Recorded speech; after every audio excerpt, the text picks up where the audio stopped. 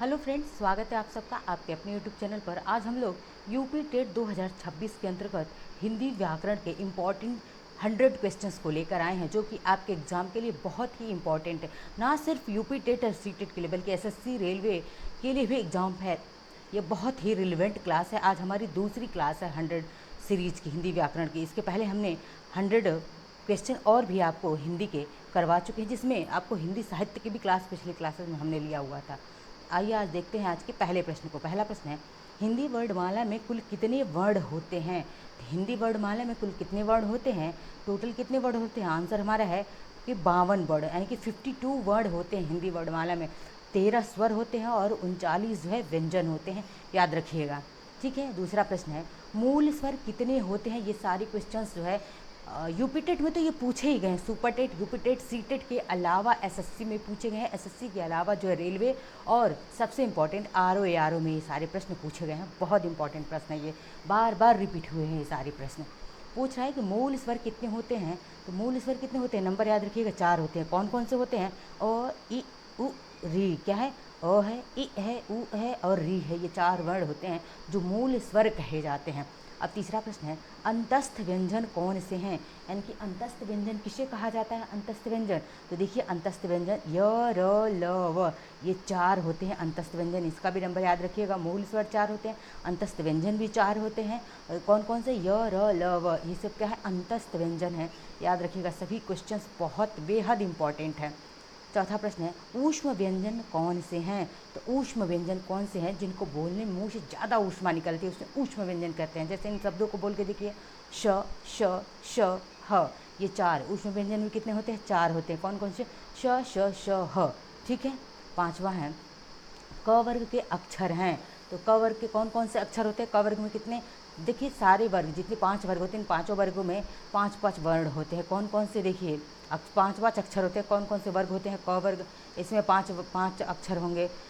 क, च, ट, त, प। ये 5 वर्ग होते हैं और सब में 5-5 वर्ण होते हैं। टोटल 25 होते हैं ये। ठीक है। तो कह रहे क वर्ग में कौन कौन से होते हैं? क, ख, ग, घ, अंग। ये किस में होते हैं? तो ये क वर्ग में होते हैं। नेक्स्ट आइए देखते हैं आपको। छठा प्रश्न है, अघोष वर्ण कौन से हैं? देखिए, बेहद इंपॉर्टेंट है अघोष और सघोष। ठीक है। अघोष वर्ण कौन से होते हैं? तो प्रत्येक वर्ग का पहला और दूसरा, जो प्रत्येक वर्ग यानी कि जो वर्ग है, ये पांचों वर्ग, इसका जो है पहला और दूसरा। जैसे हम मान लीजिए, एक यहाँ पे लिखिए क, ख, ग, घ, अंग। ठीक है। और च हो गया, यहाँ क लिखा। ठीक है, चलिए, च, छ, ज, झ और इय, यानी कि 5 वर्ग लिए, 5 वर्ण हमने लिया। इस पांचों वर्ग में पहला कह रहा है, प्रत्येक वर्ग का पहला और दूसरा, ये क्या होता है? अघोष होता है। अघोष। अब इसमें भी अघोष आपसे पूछ रहे 4 वर्ग में कि कौन सा अघोष है, तो आप क्या बताएंगे? पहला और दूसरा। ये क्या होता है? प्रत्येक वर्ग का पहला दूसरा अघोष होता है। जैसे यहाँ पे देखिए, क, ख, च, छ। अब ट, ठ, ड, ढ, न। अब इनमें पूछे ट वर्ग में कौन सा अघोष है, तो क्या हो जाएगा? ठ और ट, ठ, ये क्या हो जाएंगे? अघोष हो जाएंगे। याद रखिएगा, पहला और दूसरा हमेशा जो है अघोष होता है। आगे देखते हैं 7वां प्रश्न, महाप्राण व्यंजन की पहचान करना है आपको। महाप्राण बताना है। अब महाप्राण कौन कौन से होते हैं? तो प्रत्येक वर्ग का दूसरा और चौथा क्या होते हैं? महाप्राण होते हैं। जो प्रत्येक वर्ग होते हैं, क, जैसे यहाँ क, ख, ग, घ और अंग। तब ये क वर्ग है और क वर्ग का कौन सा? दूसरा और कौन सा? चौथा। ये क्या होगा? महाप्राण होगा। ख और घ महाप्राण है ये। ठीक है। इनकी इनको ख और घ, इनको बोलने में क्या है? क से ज़्यादा समय लग रहा है और ज़्यादा ऊर्जा भी लग रही है। तो यानी कि कहने का मतलब आप याद रखिए, महाप्राण कौन कौन से हैं? दूसरा और चौथा, प्रत्येक वर्ग का दूसरा चौथा, दूसरा चौथा। अघोष कौन सा होगा? पहला दूसरा, पहला दूसरा। बस इतनी सी बात है, आपको याद रखनी है। और ये क्वेश्चन आपको एग्जाम में सिलेक्शन करवा सकता है, 1 नंबर दे सकता है आपको। 8वां प्रश्न है, ज्ञ किन 2 वर्णों से बनता है? तो ज्ञ किन 2 वर्णों से बनता है? ज और इयों से मिलकर के क्या बनता है? ज्ञ बनता है। 9वां प्रश्न है, किन 2 वर्णों से बना हुआ है क्या? श, यानी कि छत्री वाला छ जो है किन वर्णों से बनता है? तो हलंत ये रहता है, आधक का स, इससे मिल करके बनता है छ। ठीक है। 10वां प्रश्न है, आलस्य शब्द में कितने व्यंजन हैं? अब आपको बताने हैं कि आलस्य शब्द में व्यंजन कितने हैं। तो देखिए, आ क्या है? ये स्वर है, लेकिन ल, स, अय, ये 3 व्यंजन हैं आपके किसमें, आलस्य शब्द में। अब आलस्य ना होकर कोई भी शब्द ले ले और आपसे व्यंजन पूछे तो आप आसानी से बता सकते हैं। 11वां प्रश्न है, संधि किसे कहते हैं? तो संधि किसे कहते हैं? 2 वर्णों के मेल से होने वाले परिवर्तन को हम क्या कहते हैं? संधि कहते हैं। ठीक है, अब देखिए 12वां प्रश्न है, विद्यालय में कौन सी संधि है? तो विद्या प्लस आलय, इसमें कौन सी संधि है? तो बताइए, विद्या प्लस आलय, इसमें संधि कौन सी है? दीर्घ संधि है। कैसे? विद्या, यहाँ पर भी आ गया, प्लस आलय में भी आ गया। अब आ मिल के दीर्घ आ हो गया, आ की मात्रा हो गई, दीर्घ मात्रा हो गई। तो यहाँ पे देखिए, जैसे यहाँ पे दिया हुआ है, तो ठीक है, दीर्घ संधि हो गई। आगे देखते हैं 13वां प्रश्न, नर प्लस ईश में कौन सी, नर प्लस ईश से क्या बना? नरेश। अब पूछा है कि नरेश में संधि कौन सी है? तो कौन सी संधि है? गुड़ संधि है। जैसे नरेश का अ, ठीक है, नर, यहाँ पे नर का अ आ गया और ईश का ई आ गया। अब क्या ये बन गया? ए बन गया, ए। ठीक, ए की मात्रा हो गई। देखिए गुड़ संधि का ट्रिक याद रखिए, गुड़ संधि का ट्रिक ही है क्या? ए की मात्रा हो और ओ की मात्रा हो और अर की मात्रा हो। पिछली क्लास में भी मैंने आपको ये बताया था, ए ओ अर, ये किस, अगर इसकी मात्रा आती है तो संधि कौन सी होगी? गुड़ संधि होगी। नेक्स्ट 14वां प्रश्न है, देवी प्लस आलय यानी कि देवालय में कौन सी संधि है? तो देवालय यानी कि बड़ी ई और प्लस आ, या क्या हो जाएगा? या हो जाएगा। तो यहाँ पे कौन सी संधि है? यण संधि है। वेरी इंपॉर्टेंट है कि देवालय में कौन सी, देवालय में संधि कौन सी है? तो यण संधि। ठीक है, अब आगे देखते हैं 15वां प्रश्न, सूर्य प्लस उदय में कौन सी संधि है? तो सूर्य और उदय में यानी कि सूर्योदय, कौन सी संधि? सूर्योदय में गुड़ संधि है। कौन सी संधि है? गुड़ संधि, यानी कि अ और उ मिल के क्या हो गया है?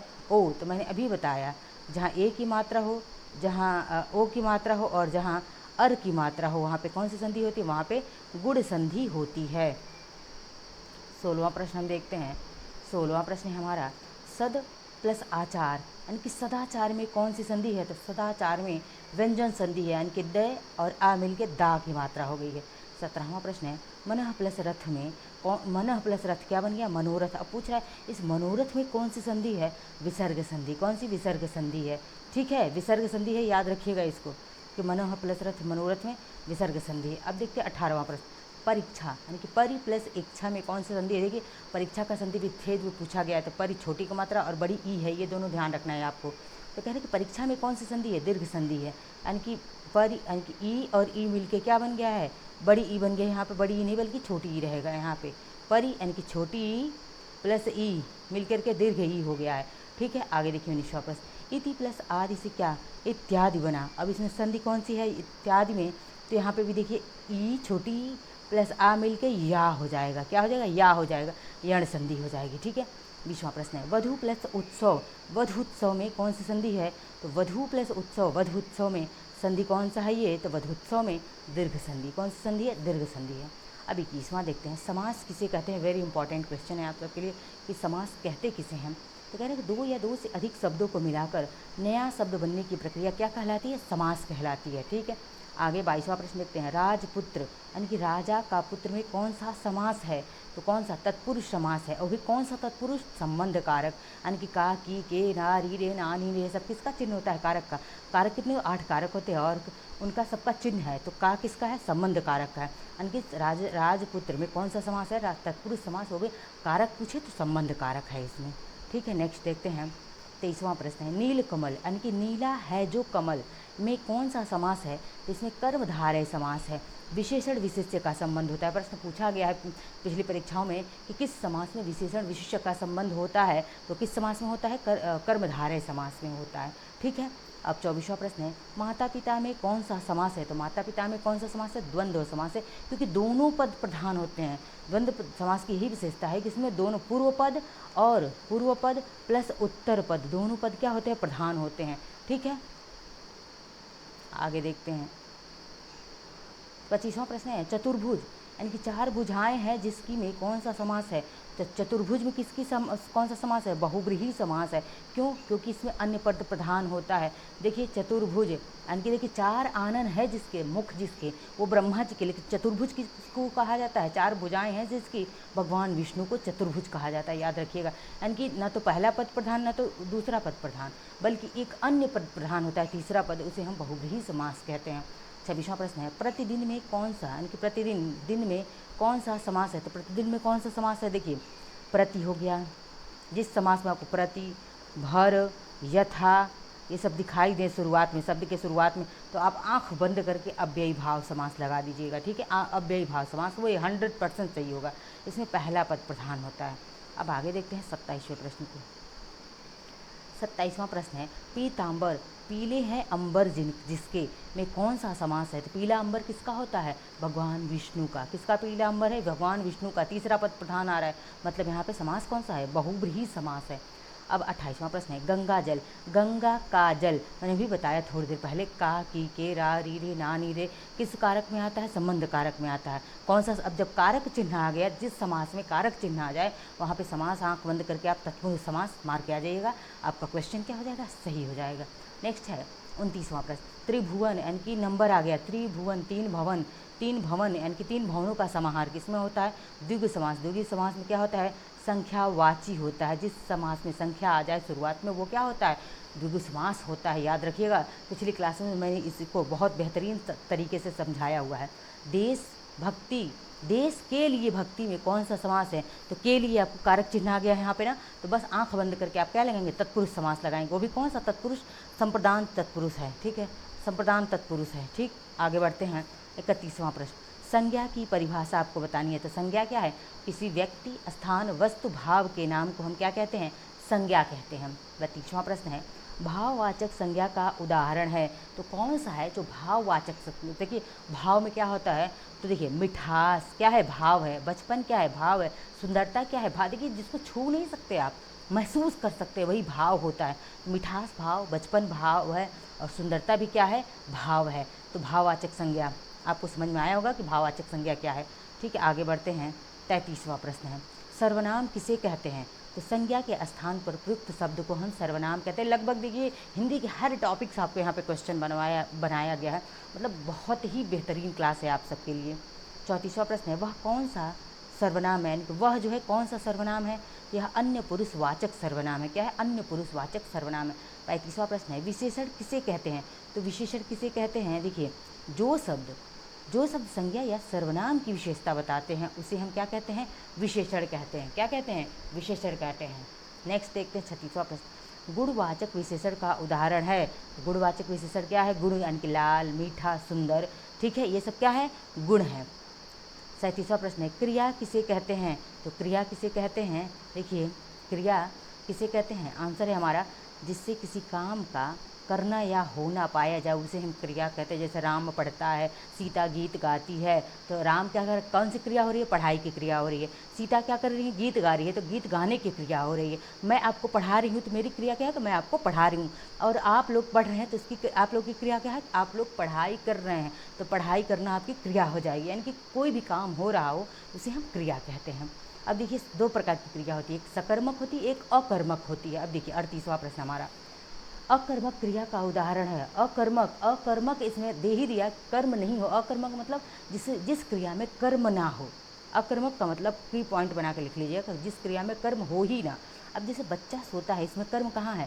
सोने का प्रभाव सीधा सीधा बच्चे पे पड़ रहा है, तो इसमें कर्म नहीं है, एब्सेंट है कर्म। इसलिए जिस भी क्रिया में कर्म ना हो वह अकर्मक क्रिया होती है।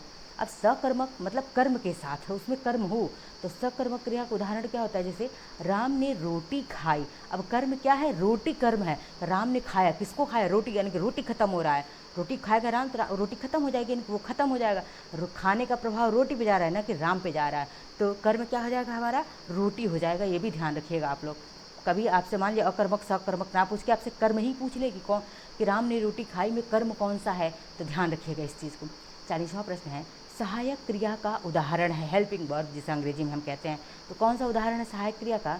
राम जा रहा है, तो इसमें रहा है जो है क्या है? सहायक क्रिया है। नेक्स्ट 41वां प्रश्न, काल कितने प्रकार के होते हैं? तो कितने प्रकार के होते हैं? 3 प्रकार के होते हैं। कौन कौन से? भूतकाल, वर्तमान काल और भविष्यकाल। जो बीत गया है वो क्या है? भूतकाल है। अभी जो पढ़ाई आप लोग कर रहे हैं वो क्या है? वर्तमान काल है। भविष्य में आपका एग्जाम होगा, जो एग्जाम होने वाला यूपी टेट का, वो भविष्य में होगा, ठीक है। और 42वां प्रश्न है, वचन कितने प्रकार के होते हैं? तो वचन 2 प्रकार के होते हैं, एक वचन और बहुवचन होते हैं। 42वां प्रश्न है, लिंग कितने प्रकार के होते हैं? 2 प्रकार के होते हैं। हिंदी में 2 ही प्रकार के लिंग होते हैं, एक पुल्लिंग और स्त्रीलिंग। नपुंसक लिंग कहाँ पे होता है? वो संस्कृत में होता है, याद रखिएगा। कारक 44वां प्रश्न है, कारक कितने होते हैं? तो कारक के कितने भेद हैं? 8 भेद हैं। कौन कौन से? कर्ता कारक, कर्म कारक, करण कारक, संप्रदान कारक, अपादान, संबंध कारक, काकी के रारी रे नानी रे, अधिकरण कारक और संबोधन हे हो रे अरे। अधिकरण में मे पर होता है, ठीक है। इसका चिन्ह क्या होता है? मे पर। कारक आपको याद रखने हैं, क्योंकि कारक से आपके जो है समास में बहुत हेल्प हो जाएगा। 45वां प्रश्न है, से विभक्ति किस कारक की है? तो किसकी है? करण और अपादान की। करण कारक की भी से है और अपादान कारक की, लेकिन अपादान कारक में जो से लगता है वो किस संदर्भ में? अलग होने के संदर्भ में लगता है, याद रखिएगा। 46वां प्रश्न है, उपसर्ग किसे कहते हैं? तो उपसर्ग किसे कहते हैं? जो शब्द के पहले लगाकर अर्थ बदल दे, शब्द के शुरू या शब्द के पहले लगता है उसे हम क्या कहते हैं? उपसर्ग कहते हैं, ठीक है। और प्रत्यय कहाँ लगता है? तो शब्द के बाद में लगता है। 47वां प्रश्न है, अ उपसर्ग का अर्थ क्या होता है? यानी कि अभाव, यानी कि अभाव बना है अ से, तो निषेध होता है। असफल यानी कि अज्ञान, ये सभी किसके उदाहरण हैं? अ उपसर्ग के उदाहरण है। अब देखिए 48वां है, सुपसर्ग का अर्थ क्या होता है? सुपसर्ग का होता है अच्छा, जैसे सुगम और सुंदर, ठीक है। देखिए एग्जाम्पल दे के भी समझा दिया गया है आपको। 49वां प्रश्न है, प्रत्यय किसे कहते हैं? तो प्रत्यय क्या होता है? जो शब्द के अंत में लगकर नया शब्द बनाए वो क्या कहलाता है? प्रत्यय कहलाता है, याद रखिए। 50वां प्रश्न है, ता प्रत्यय से बना शब्द है सुंदरता, महानता, ठीक है, कठोरता, ये सभी क्या है?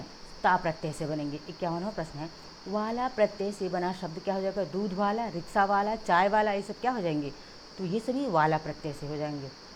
52वां प्रश्न है, पन प्रत्यय से बना शब्द क्या होगा? बचपन, लड़कपन, ठीक है, अक्खड़पन, ये सब क्या होते हैं? पन प्रत्यय से बने हैं। अब 53वां प्रश्न है, आई प्रत्यय से बना शब्द क्या है? तो आई प्रत्यय से मिठाई, पढ़ाई, लड़ाई, लिखाई, ये सब किस प्रत्यय से? ये सब आई प्रत्यय से। आई प्रत्यय आई थिंक सुपरटेट में पूछा गया था ये। 54वां प्रश्न है, आकाश का विलोम है। आकाश का विलोम क्या हो जाएगा? पाताल। विलोम मतलब उल्टा, तो आकाश का विलोम पाताल। दिन का विलोम क्या हो जाएगा? रात, ठीक है। दिन का विलोम क्या हो जाएगा? रात हो जाएगा। अब यहाँ देखिए 56वां प्रश्न है, सुख का विलोम क्या हो जाएगा? सुख का विलोम दुख हो जाएगा। 57वां प्रश्न है, सूर्य का पर्यायवाची है। देखिए रवि है, भानु है, भानु छुटाऊ कमाता है, ये भी ध्यान रखिए। रवि, भानु, भास्कर, दिवाकर, दिनकर, ये सभी किसके पर्यायवाची हैं? सब सूर्य के पर्यायवाची हैं। चंद्रमा का पर्यायवाची क्या होता है? शशि होता है, निशाकर होता है, सुधाकर होता है। देखिए निशाकर है, निशाचर, निशाचर मतलब रात में चरने वाला, रात्रिचर, लेकिन निशाकर है ये चंद्रमा, ठीक है। शशि, निशाकर और सुधाकर। 59 नंबर का प्रश्न है, कमल का पर्यायवाची है। तो क्या है? जलज है, पंकज है, सरोज है। 60 नंबर का प्रश्न है, पर्वत का पर्यायवाची, वेरी इंपॉर्टेंट, इसको कर लीजिए। पर्वत का पर्यायवाची क्या होता है? गिरी होता है, शैल होता है और भूधर। भूधर तो बहुत इंपॉर्टेंट है, बहुत बार पूछा गया। भूधर किसका पर्यायवाची है? सुपरटेट में भी पूछा गया था। 61वां प्रश्न है, समुद्र का पर्यायवाची है। तो समुद्र का पर्यायवाची क्या होगा? सागर, जलधि और अर्णव। इसमें अर्णव को इंपॉर्टेंट याद रखिए कि पूछा गया है समुद्र का पर्यायवाची। अर्णव किसका पर्यायवाची है? तो यह IMP है, अर्णव, ठीक है। सागर, जलधि ठीक है, लेकिन अर्णव याद रखिएगा, ये समुद्र का पर्यायवाची है। 62वां प्रश्न है, मित्र का विलोम क्या होता है? तो मित्र का विलोम क्या हो जाएगा? शत्रु। 63वां प्रश्न है, प्रवेश का विलोम क्या हो जाएगा? तो प्रवेश मतलब आना, निर्गम मतलब जाना, निर्गम हो जाएगा। अब देखिए आगे देखते हैं 64वां क्वेश्चन हमारा क्या है। 64वां प्रश्न है, आगमन का विलोम क्या हो जाएगा? प्रस्थान। आगमन मतलब आना, प्रस्थान मतलब जाना, ठीक है। तो आगमन का विलोम क्या हो जाएगा? प्रस्थान। 65वां प्रश्न है, उन्नत का विलोम अवनति क्या हो जाएगा? उन्नत का विलोम अवनति हो जाएगा। विलोम शब्द भी आपके एग्जाम में पूछे जाते हैं। 66वां प्रश्न है, आँख का तारा होना, इसका अर्थ क्या है? बहुत प्रिय होना। आँख का तारा होना मतलब बहुत प्रिय होना। देखिए 67 नंबर का प्रश्न है, नाक में दम करना का अर्थ क्या है? बहुत परेशान करना। 68वां प्रश्न है, घी के दिए जलाने का अर्थ क्या होता है? खुशी मनाना। घी के दिए जलाना मतलब खुशी मनाना, ठीक है। नेक्स्ट है 69 नंबर का क्वेश्चन, अक्ल बड़ी या भैंस, यह लोकोक्ति है और इसका अर्थ क्या है? तो आंसर है इसका, शक्ति से बड़ी बुद्धि होती है। क्या होती है? शक्ति से बड़ी बुद्धि होती है।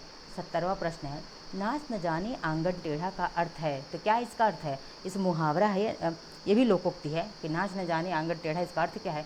अपनी कमी छिपाकर बहाना बनाना, ठीक है। 71वां प्रश्न है, ऊँट के मुंह में जीरा का अर्थ क्या है? इसका अर्थ है आवश्यकता से बहुत कम। देखिए आवश्यकता आपको बहुत ज़्यादा है, जैसे ऊँट के मुँह में जीरा है। जैसे आपको पढ़ाई करनी है कितनी, आपको पढ़ाई सिलेबस पे कवर करने के लिए आपको 30 आउट ऑफ कम से कम आपको 25 प्लस तो रहना ही है। अब इतनी आपको पढ़ाई करनी है, लेकिन अभी आप पढ़ाई नहीं कर पाएँ, अगर किन्हीं भी कारणों से आपने रिवीजन नहीं कर पाया, तो यह क्या हो जाएगा, ऊँट के मुँह में जीरा वाली बात हो जाएगी। इसीलिए आपको अधिक से अधिक किस पे काम करना है, रिवीजन पे काम करना है। बहुत ही ज़्यादा आपको 2-4 जितने भी दिन बचेंगे आपको रिवीजन ही करना है, बहुत रिवीजन करना है आप सबको।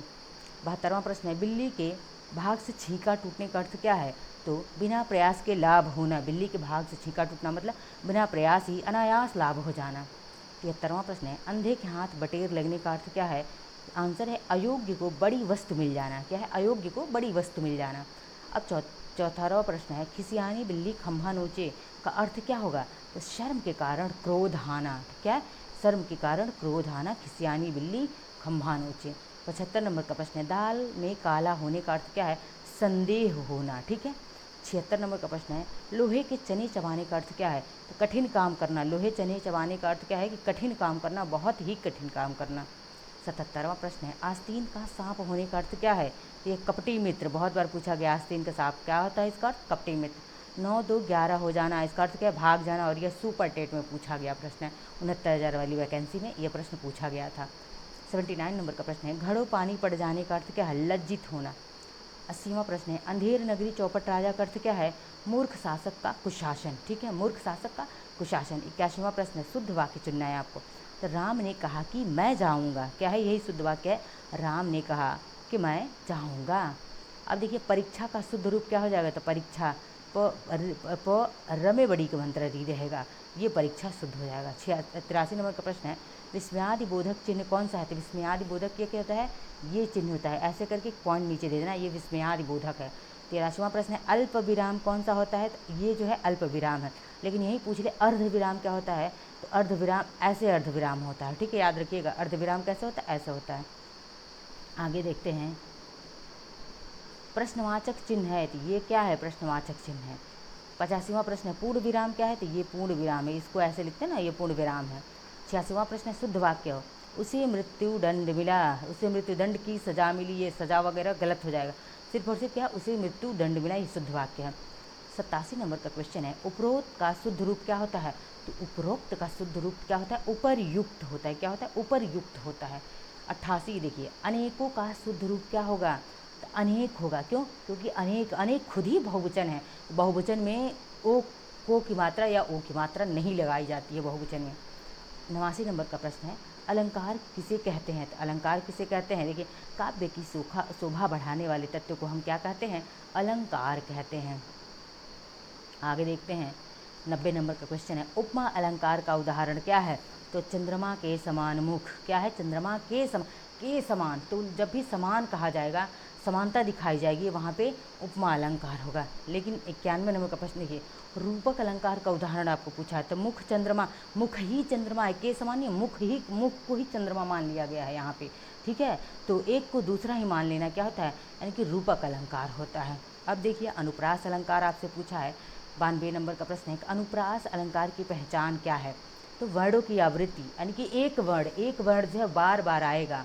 ठीक है, देखिए, चारु चंद की चंचल किरणें खेल रही हैं जलतल में। तो देखिए यहाँ च ये च वर्ण है, बार बार आया हुआ है। जब एक वर्ण की बार बार आवृत्ति हो, वहाँ पे अनुप्रास अलंकार होता है। 93 नंबर का क्वेश्चन देखिए, यमक अलंकार का उदाहरण बताना है आपको। देखिए, कनक कनकते 100 गुनी। अब इसमें कनक, एक कनक का मतलब सोना और एक कनक का मतलब होता है क्या? धतूरा। तो देखिए, यमक अलंकार की पहचान है कि एक शब्द जो जोड़े में आएगा, जोड़े में, कनक कनक जोड़े में आ गया ना, जोड़े में आएगा और उसका अर्थ अलग अलग होगा।